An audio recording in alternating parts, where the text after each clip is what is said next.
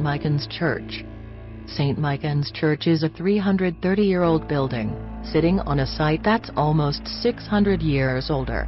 It is built directly on top of a number of huge 500-year-old burial vaults. These vaults are still full of corpses, stacked in coffins, and eerily well preserved. Some of the coffins have crumbled, while others have collapsed into piles where corpse limbs are sticking out from a mound of broken wood.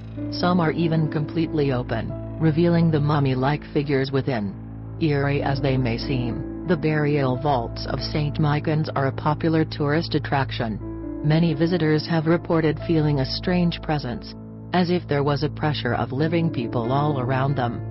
The vaults are also filled with a strange murmuring noise, as if many people were whispering just far enough away that you can't quite make out the words. All of this creates a truly unique and creepy experience that makes it difficult to think that ghosts don't exist, especially for the many visitors who have been touched by icy, spectral fingers during their visit. Dobberchu. Most countries have at least one mythical monster lurking in their waters or forests, and Ireland is no exception. In fact, the whole island is littered with legendary beasts and cryptids, but possibly the most impressive of them all is Dobberchu. It's often thought to be a sort of Irish version of the Loch Ness Monster, but Dobberchu is actually almost the polar opposite of Nessie, where the latter is a more or less peaceful theoretical Scottish plesiosaur. The former is a bloodthirsty, crocodile-sized beast, with an appetite for human flesh. Dobberchu is said to look like a combination of a wolfhound and a fish, and in fact, its name translates to water hound. It is extremely fast and agile both in and out of water, always ready to attack the unwary. Dobberchu live in small populations, and may be migratory, so their hypothetical numbers are unknown. Equally mysterious is their true appearance. Although they're generally reported as ugly, dark, and dangerous fish monsters, some sources present them as aquatic mammals that look a bit like massive otters. The latter version is supported by the Dobberchu's reputation as the father of all otters.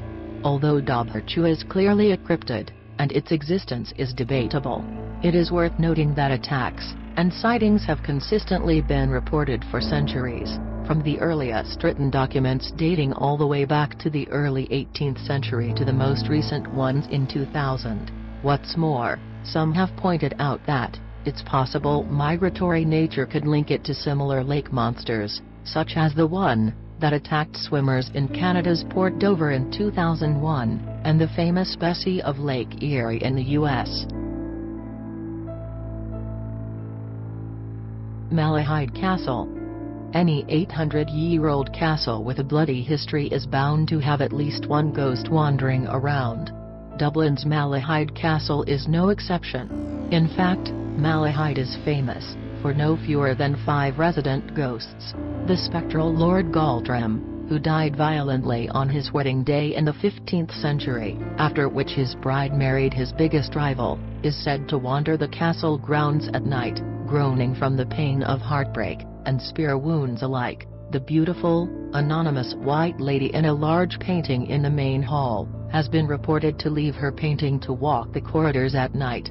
Another lady, Maud Plunkett, roams the same corridors, forever chasing her husband's unseen ghost. A ruthless lord called Miles Corbett is sometimes seen as an imposing armored soldier, who suddenly breaks into pieces. The most interesting of the castle's ghosts is Puck, a small, reclusive jester, who was a caretaker of the castle during the rule of Henry VIII. There are at least 2 variations of his legend. Some say his lover was taken away, and he was found stabbed through the heart, while others claim he hanged himself, for seemingly no reason at all. In both versions of the story, Puck vowed to haunt and protect the castle after his death. Many are certain that he kept his promise, as the small caretaker has made numerous appearances throughout the years. His most regular haunt appears to be Puck's staircase, the stairway to the turret, where he used to live. It is said he also appears in many photos taken by the tourists. Even exterior shots sometimes show his impish features in the ivy of the castle's walls. The Black Cat of Killikee. Many large houses have cats roaming around the grounds, hunting rats, and doing whatever it is cats do all day. The Killikee house in Dublin was particularly unfortunate in this respect, because the cat stalking its halls and grounds was clearly supernatural, if it was an animal at all. The Black Cat of Killikee is an old, legendary creature that has reportedly been sighted in the area for centuries. However, its legend really sprung to life in 1968, when a young couple bought the run-down Killikee house and started renovating it. The workers soon reported strange sounds and eerie events, which culminated when a huge black cat with glowing demon eyes started haunting them. The animal appeared and vanished in the blink of an eye, and scared the workers greatly. The lady of the house first thought the workmen were merely superstitious, but soon, she and her husband started encountering the beast as well. The black cat appeared in hallways and areas with clearly locked doors, staring and snarling at frightened witnesses. Before long, an exorcism was performed in the premises. This took care of the cat at least for a few months. An unwitting séance held by a group of actors not only brought the black cat back, but also caused the house to be haunted by a pair of ghostly nuns. The Moving Virgin Mary of Ballinspittle. There are many Virgin Mary statues that are said to have mysterious properties. However, most of them are limited to crying or bleeding. In 1985, a particular Irish statue of the Holy Mother showed some special abilities stronger than that. It started moving. The Moving Virgin Mary statue of Ballinspittle was first witnessed by a retired police sergeant, who saw it begin levitating in the grotto of the church. At first, he didn't believe his own eyes after all.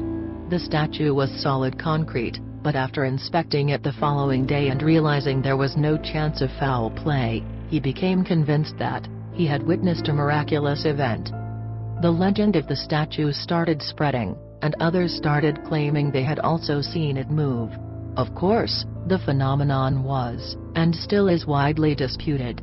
Scientists have written the statue's abilities off as an optical illusion, and even the Irish Catholic Church doubts the story. Despite all this, believers in the phenomenon stand by their claims. Some say they can still see the statue move sometimes,